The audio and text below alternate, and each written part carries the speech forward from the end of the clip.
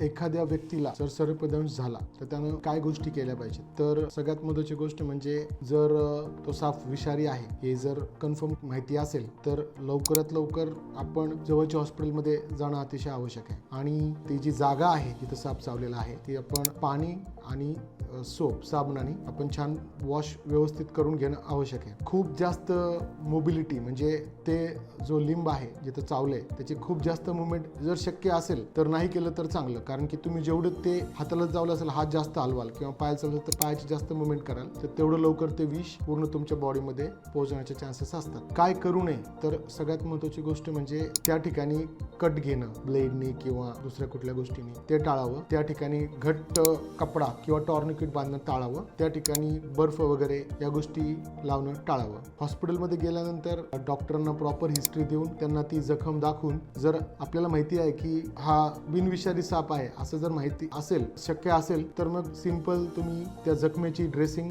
आणि एखाद्या अँटीबायोटिक आणि धनुराचं इंजेक्शन, त्याला आपण टीटीचं इंजेक्शन म्हणतो टेटनस टॉक्साइड, ते घेऊ शकता. आणि जर तो साप विषारी आहे आपल्याला माहिती असेल जे आपण तो पाहिला असेल त्याची जर आपण व्यवस्थित की बाबा आपण कन्फर्मेशन झालं असेल की तो पॉयझनस आहे तर मग नक्कीच त्या ठिकाणी डॉक्टर त्याप्रमाणे योग्य ते उपचार इमिजिएट चालू करतीलच. त्याच्यामध्ये सगळ्यात महत्त्वाची गोष्ट असते स्नेक अँटीव्हेनम, त्याला आपण ASV म्हणतो, अँटी स्नेक व्हेनम. तर ते लवकरात लवकर रुग्णाला देणं अतिशय आवश्यक असतं, कारण की रिकव्हरीचा जो चान्स असतो याच्यावर डिपेंड असतो की किती लवकर ते अँटी स्नेक व्हेनम मिळतंय त्या व्यक्तीला सर्पदंश झालेल्या. प्लस याच्यावर पण डिपेंड असतं की तो कुठल्या प्रजातीचा साप आहे, जे खूप हायली पॉयझनस आहे का थोडंसं कमी पॉयझनस आहे. अजून एक महत्त्वाची गोष्ट असते की किती अमाऊंट ऑफ पॉयझन त्याने इंजेक्ट केलेलं आहे. आता आपण एक्झॅक्टली हे सांगू नाही शकत की किती अमाऊंट पॉयझन त्याने टाकले असेल तर डेफिनेटली लवकरात लवकर अँटी स्नेक व्हेनम मिळणं हे खूप महत्त्वाचं आहे.